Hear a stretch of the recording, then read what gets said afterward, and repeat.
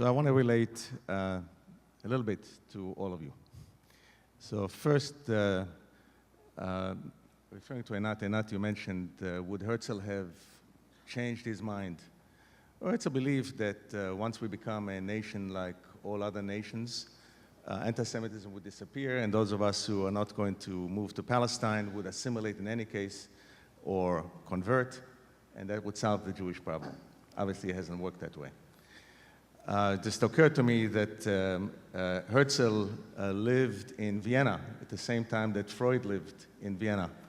And I was thinking that if Herzl would have met Freud, I would have said to Freud, Dr. Freud, I have a great idea. Freud would have said, and I have a good psychiatrist, you should come and see. I want to put this in a larger context. Not just the American context, but the world context, because talk was here about Jewish power, Israeli power for the most part, but also other kinds of power. And by the way, I don't accept the view that Jews prior to the State of Israel never had power. In fact, Jews very often used anti-Semitism as a vehicle for power, but that's another story. But my job is to be somewhat of a provocateur here. So I just finished a study, it's going to be published next month, on anti-Semitism in Europe. It's based on 16,000 telegrams and emails sent to the Israeli embassies in Berlin, in Bern, in Den Haag, in Stockholm, et cetera, et cetera. And these are emails, letters that were never intended to be public. We got our hands on it, my co-author and I.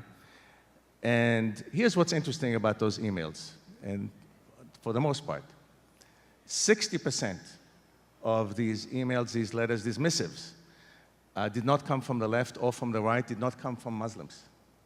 3% came from the extreme right, about 3% from the extreme left, and by the way, the arguments are almost the same, except in style.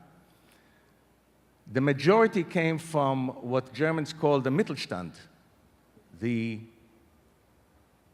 society that is composed of professors, of priests, of lecturers, etc. And I think what these emails show is what's happening, and I think it's happening in America as well, it's happening on the American campuses as well, is what I would call the Israelization of anti-Semitism. Israel has become the foil.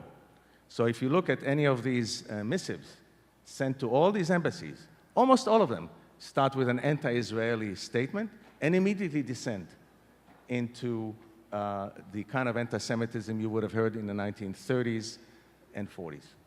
Amazing. I mean, I can read you, but we don't have the time. So here's the question.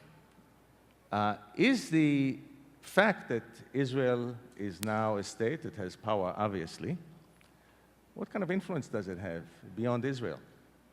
And to maybe even sharpen this, is the fact that Israel does have power make anti-Semitism more potent? In other words, is it able to use the power that we have to turn it against us? How would you react to that?